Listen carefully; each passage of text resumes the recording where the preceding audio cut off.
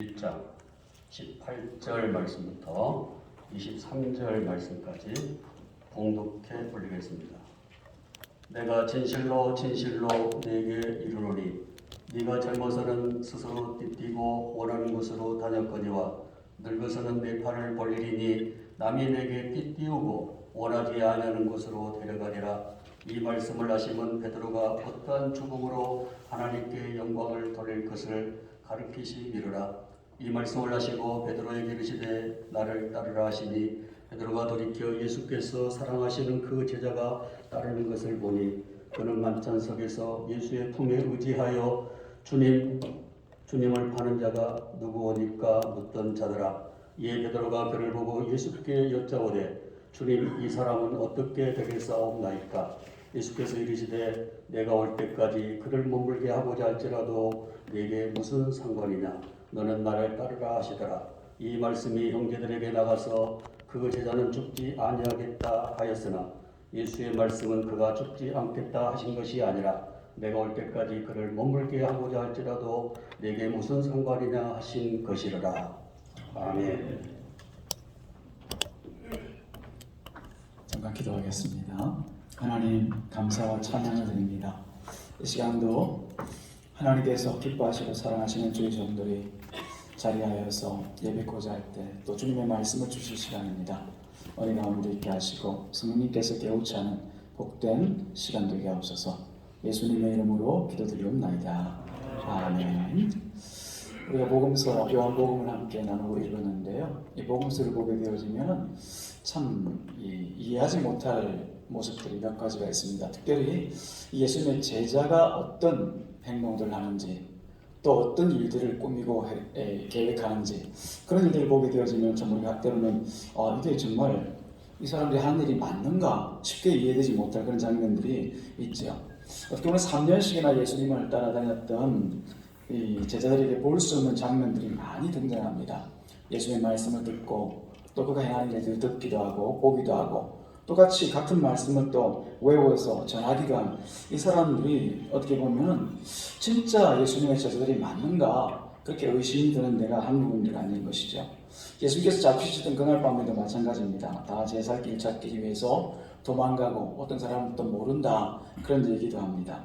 십자가에 못 박히실 때도 예수님 혼자였습니다. 물론 그 주변에 제자들이 있긴 하였지만 멀찍이 떨어져서 남처럼 있는 그런 상황이었습니다.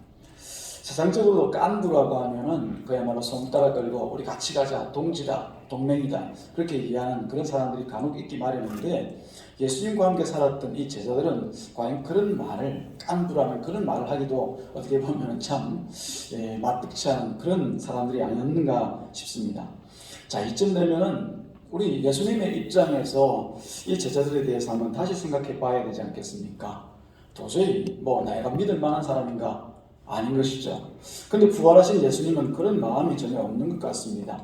다른 사람을 제자로 삼기 위해서 찾아 나서거나 혹은 내 제자 될 사람 방을 붙여가지고 누구를 뽑아오고 그러지 않습니다. 오히려 떠나버린 그 제자들을 다시 찾아오시죠. 구관이 명관이라고 그 사람들 말고는 다른 사람이 없어서 그랬을까요? 자세히 보면 그건 아닌 것 같습니다. 성경을 보게 되어지면 예수님께서 그들을 찾아오신 분명한 이유 한 가지가 드러나 있습니다. 약속 때문이었습니다. 약속. 처음 제자들을 부르실 때 주신 그 약속.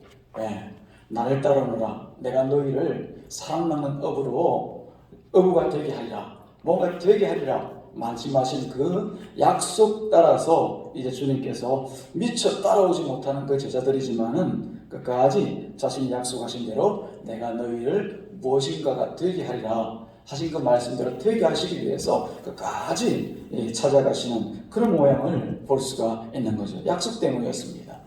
그래서 가만 보면 우리도 역시 사람 낳는 어부는 그냥 제 앞가름도 제대로 못하는 변변찮은 목사, 어떻게 보면 별 대단치도 않은 그런 장로로 살지만은 버림받지 않고 이 자리에 와 있는 것 같습니다.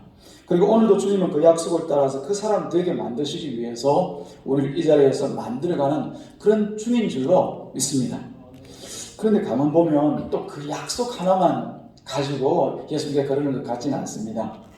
약속이라고 하면 그 약속 지키려고 어떤 의무 때문에 그죠? 나는 싫은데, 나는 원치 않는데 억지로 그냥 제자들을 그 약속 지키기 위해서 따라다니는 그런 경우를 생각해 볼 수가 있는데 그것만은 아닌 것 같아요. 오늘 본 말씀 그 위에 나와 있는 내용들을 보게 되어지니까 예수님께서 베드로를 찾아와 가지고 하신 말씀들이 있어요. 네가 나를 사랑하느냐? 네가 나를 사랑하느냐? 그러고 보면 예수님께서 뭔가 이 사랑이라는 말을 통해서 제자들에게 가르치시고 싶은 말씀이 있는 거예요. 혹은 확인받고 싶어하는 그런 무언가가 있는 것 같아요. 그래서 제가 가만 보니까 이게 베드로를 향해서 네가 나를 사랑하느냐 묻고 계시지만 이 말의 진짜 뜻은 그게 아니라 오히려 내가 너를 사랑한 그 사랑을 네가 아느냐, 십자가에 죽으신 그 사랑 말이죠. 또 부활해서 이 베드로를 찾아오신, 제자를 찾아오신 그 사랑 말이죠. 다시 말씀드리면은 베드로야, 내가 너를 포기하지 않고 여기까지 찾아온 내 사랑을 네가 아냐? 이거죠. 이 두 가지였습니다. 어떻게 보면은 베드로는 참 하나님께서 곁에 두기 참 힘들고 까다로운 사람입니다. 제자라고 말하기에도 어떤 면에서는 좀 어떻게 보면 원치 않는 제자 같은 그런 모습입니다. 그런데도 불구하고 예수님께서 베드로를 찾아오시고 제자들을 찾아오신 그 이유는 두 가지 이유, 약속과 그리고 또 한 가지는 사랑 때문이었던 것 같습니다. 그래서 우리가 주님께 부름을 받았다라고 하면 반드시 기억해야 될 두 가지가 있다면 이 두 가지가 아닌가 싶습니다. 우리를 향한 그 약속, 또 한편으로는 약속을 따라서 사랑하시는 그 사랑 때문에 우리가 하나님 앞에서 끝까지 포기당하지 않고 끝까지 버림당하지 않고 지금 이 자리까지 나와 있는 줄 압니다. 그것을 알면서 신자로 살아야 사람 보고 세상 보고 살아가지 않지, 그것을 알아야 주님만 바라보고 또 십자가만 보고 주님만 쫓아 따라갈 수 있는 것 아니겠습니까? 그래서 18절에 보니까 예수님께서 베드로에게 그 갈 길을 말씀하십니다. 내가 너에게 약속했지, 내가 너를 사랑한다고 말했지, 이 사랑 알지? 그러면 자, 이 길 가자, 나와 같이 가자 말씀하는 거죠. 18절 다시 한번 읽어보시겠습니다. 자, 같이 18절 시작. 내가 진실로 네게 이르노니 네가 젊어서는 스스로 띠뛰고 원하는 곳으로 다녔거니와 늙어서는 네 팔이 보이니 남이 네게 띠뛰고 원하지 않는 곳으로 들여가리라. 이 말씀이 뭘 얘기하는지 우리는 다 알고 있습니다. 이 말씀은 사실 신자라면 누구나 다 받아야 될 말씀이지만 또 어떻게 보면은 누구나 다 받을 수 있는 그런 말씀은 아닌 것 같습니다. 주님의 약속을 알고 또 주님의 사랑을 깨달은 자만 이 주님의 말씀을 받고 또 그 길로 포기하지 않고 갈 수가 있을 것 같습니다.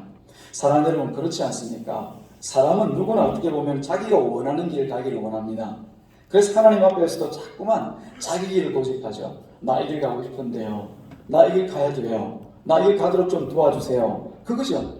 그래서 기도를 하더라도 항상 나를 위한 기도 외에는 다른 것이 없습니다. 그것을 우리는 뭐라고 얘기합니까? 우상이라고 얘기하죠. 나를 위하여 만든 우상. 내가 중심이 되어서 뭔가 자꾸 구할 때 그게 어떤 이름과 형상을 가지고 있다 하더라도 그건 우상에 지나지 않는 거죠. 그렇게 성경 알고 그것을 알고 살아가는 것이 종교라고 말하지 않습니까? 그렇습니다. 종교는 내게 말씀하시는 신이 아니라 내가 말해서 들어주는 그 신만 있습니다. 신자라는 이름으로 살면서 하나님께 내가 원하는 것만 고집하는 사람들이 있죠. 그런 사람은 자기가 원하지 않는 곳 데려가는 것 질색입니다. 싫어하죠. 원치 않죠. 절대 바라지도 따르지도 않습니다. 그러나 방금 말씀드린 것 같이 주님의 약속을 알고 또 주님의 그 사랑을 아는 신자는 자기가 원하는 길 가는 사람이 아니라는 것을 미리 압니다.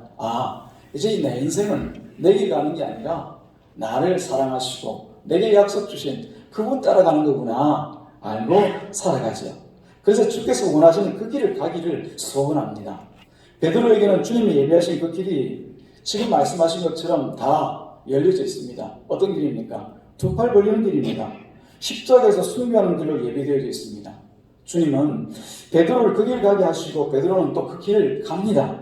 잘 알다시피 전승에 의하면 이 베드로가 예수님의 그 말씀 복음을 전하기 위해서 예루살렘 교회와 또 아시아 지역에 흩어져 있는 각 교회를 돌아다니면서 복음을 전하지 않습니까? 그러다가 마침내 때가 되니까 AD 64년경 로마로 들어가서 그곳에서 복음 전하다가 거기서 순교합니다. 네. 하나님께서 예수님께서 주신 그 말씀, 그 가라고 하는 그 길 그대로 쫓아가는 거죠. 자기가 자원해서 십자가에서 거꾸로 달려 죽겠다. 그리고 십자가에 매달려 죽습니다. 이게 바로 신자의 삶인 것이죠.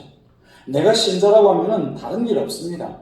주님께 주신 그 약속과 그 사랑에 붙들린 신자라면 내가 원해서 가야 될 그 길 없습니다. 단지 주님이 원하시는 그 길을 갈 뿐인 것이죠. 그 길이 어떤 길이든지 그저 주님께서 가라 하시면 그 길을 이끌려 가는 게 신자입니다. 그 길마다 나를 이끄시는 주님을 증거하면서 살아가는 것이 신자의 삶인 것이죠. 복잡하지 않습니다. 참 신자는 오직 주께서 가라고 하시는 그 길을 가고자 합니다. 그 길이 설령 베드로처럼 너 두 팔 벌릴 거야, 십자가에서 죽을 거야 라고 할지라도 마다하지 않고 가는 것이 참 신자입니다. 시대와 상황이 달라진다 해도 그때로부터 2000년 지나온 지금이라 할지라도 주님의 이 말씀이 변할 리 있겠습니까? 주님께서 우리에게 주신 약속과 그 사랑이 바뀌어질 리 있습니까? 지금도 마찬가지로 우리가 살아가는 이 환경과 상황에 있어서 여전히 우리는 우리 길 가는 것이 아니라 저는 제 길 가는 것이 아니라 주님께서 가라고 하신 그 길 가는 거예요. 할렐루야. 이런 신자들에게 주님은 그 약속과 사랑의 실체가 뭔지 분명하게 보여주시죠. 그의 약속대로 이루실 그 구원의 날에 영광의 면류관을 쓰신 그리스도를 보게 하실 겁니다. 지금이야 우리가 예수님 어디 계십니까? 마음 가운데 만나고 싶어요라고 해도 볼 수 없지만은 그날에는 분명히 영광의 면류관을 쓰고 계신 우리가 전혀 상상하지도 못한 그 예수님을 우리 눈에 보게 하실 것입니다. 그리고 또 한편 그 약속대로 그 사랑대로 영원히 그와 함께 살게 하실 겁니다. 아마 그것만으로도 그날을 사모하고 주님의 날을 기꺼이 가기를 원했던 우리들에게는 충분할 겁니다. 다른 그 무엇이 없어도 말입니다. 그리고 사모하던 주님의 얼굴을 뵙고 그와 함께 사는 것만으로도 우리는 충분하지 않겠습니까? 그런데요, 여기서 우리가 주의할 일이 있습니다. 바로 이처럼 신자의 길을 가고자 하는 사람들을 시험하는 일이죠. 시험하는 일. 유혹하는 일 말합니다. 21절에서 보면 베드로가 예수님과 둘만 같이 가고 있는 길인 줄 알았는데 보니까 한 사람이 더 따라오고 있어요. 예수님을 사랑하시는 제자, 우리가 알다시피 요한복음 기록한 요한입니다. 이 사람이 뒤를 따라오고 있습니다. 그것을 보고는 곧장 이 베드로가 뭐라고 얘기합니까? 21절에 주여 이 사람은 어떻게 되겠습니까? 이 사람은 어떻게 되겠습니까? 그렇게 물어보는 거죠. 베드로 이렇게 묻는 이유는 당연하다고 볼 수가 있겠죠. 같이 예수님의 가는 그 길을 같이 따르고 하는데 나는 십자가에 죽는다면서요? 그럼 이 요한은 어떻게 되겠습니까? 어떻게 되겠습니까? 궁금하죠. 한편으로는 좀 더 비교하고 싶은 거죠. 이 사람이 나은가? 내가 나은가? 그렇죠? 그럴 때 예수님께서 말씀하신 22절의 말씀을 같이 한번 읽어보기를 바랍니다. 같이 읽겠습니다. 22절 시작. 내가 올 때까지 그를 머물게 하고자 할지라도 네게 무슨 상관이냐? 너는 나를 따르라. 네게 무슨 상관이냐? 너는 나만 따라라. 너는 나만 따라. 그렇게 얘기를 하시는 거죠. 다시 말씀드리면 예수님이 오실 때까지 요한을 살려둔다 하더라도 그것이 너와 무슨 상관이냐는 겁니다. 물론 그 당시 요한이 이 요한복음서를 기록할 당시만 하더라도 사람들 사이에서는 요한이 죽지 않는 거 보니까 요한이 죽기 전까지 예수님께서 오시나 보다라고 하는 이런 주님의 재림에 대한 오해들이 있었기 때문에 이것을 또 명시해 놓았을 수도 있지만 그것보다는 더욱더 우리가 이 말씀이 가지고 있는 그 자체를 다시 한번 생각해 볼 필요가 있습니다. 이게 무슨 상관이냐라고 하는 거죠. 결국 신자는 주님이 사용하시는 다른 사람에 대해서 필요 이상의 관심을 두는 것이 아니라는 겁니다. 지금 나에게 주어진 이 자리에서 주님의 약속과 그 사랑을 생각하고 가야 되는 그 길만 해도 우리에게 엄중하고 막중한데 다른 사람에게 자꾸 기웃거리지 말라는 겁니다. 아이고 저 교회 보니까 또 저 장로 보니까 저 목사 보니까 이런 말 하지 말라는 얘기입니다. 우리 인생들은 다 제각각 우리 주님의 손에 달려 있습니다. 그것을 인정하고 너는 나를 따르는 이 주님의 말씀만 바라보시기를 주님의 이름으로 축복합니다. 남의 인생, 남의 미래에 대해서 궁금해하지 마시고 하나님이 인도하시는 인생길에서 주님의 증인으로 살아가기를 힘쓰시는 저와 여러분 되기를 주님의 이름으로 축복합니다. 그래서 주님만 증거하고 살아가면 그것으로 충분한 거 아니겠습니까? 지금 그런 일들이 더 필요한 때인 것 같습니다. 자꾸만 낙심할 일들이 생깁니다. 어떻게 보면은 실족하고 시험할 일들이 우리 주변에 자꾸만 생겨나는 것 같아요. 그럴수록 주님께서 이 베드로에게 주신 이 한마디 말씀, 네게 무슨 상관이냐? 너는 나를 따르라. 다른 것 따르지 말고요. 돈 따르지 말고, 사람 따르지 말고, 뭐 시대를 따르지 말고, 오직 주님, 십자가에 죽으시고 부활하셔서 우리 주님 대신 주님만 따라가란 말입니다. 저 그렇게 살기를 소망합니다. 여러분 어떠십니까? 기도하겠습니다. 하나님 아버지 감사합니다. 오늘도 주님께서 우리 안에 선한 일을 이루시고자 우리를 불러 예배하게 하시고, 특별히 요한복음 21장 말씀을 통하여서 또 각자에게 주실 은혜가 계셔서 말씀하게 하셨사오니 듣는 대로 주님의 길을 따르는 우리가 되게 하여 주옵소서. 예수님의 이름으로 기도드리옵나이다. 아멘.